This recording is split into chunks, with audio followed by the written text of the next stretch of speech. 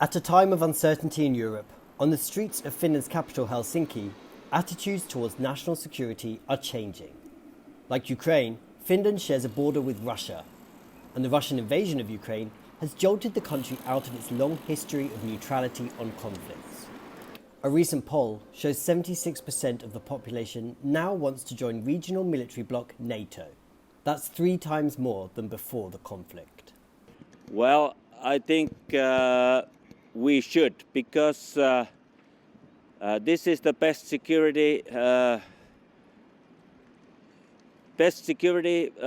solution this time, and Russia has betrayed us so many times, now again, and it's absolutely that we should join NATO. NATO, the North Atlantic Treaty Organization, is a military alliance set up by the United States and its European allies after World War II to counter threats from the Soviet Union. The Soviet Union collapsed in 1991, but NATO remains and has expanded since then. The alliance now has 30 members, who have pledged that an attack on one member state is an attack on all. But my view is that Russia doesn't want to take on the NATO alliance. He's got a number of troops arrayed in the region right now on the Ukrainian border, and he had some in Belarus and still has some there.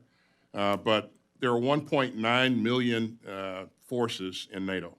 Ukraine's leader Volodymyr Zelensky, who pursued closer ties with Europe and the West, wanted to join this alliance, prompting Russian President Vladimir Putin's decision to invade. But Putin's invasion has now pushed Finland and neighbouring Sweden, which also favoured neutrality, into NATO's arms, a development that has angered Moscow.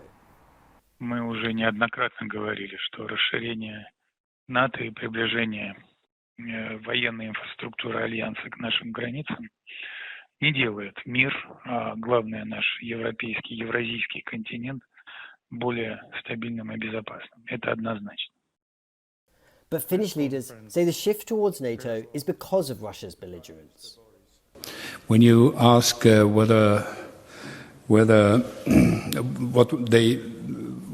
how they see possible Finnish joining, well, if that would be the case that we join, well, my response would be that you caused this. Look at the mirror. Europe is experiencing its greatest crisis in nearly 80 years, and NATO's resurgence suggests the battlefronts are being drawn along old lines. Piper Yu and Rick Glauert for TaiwanPlus.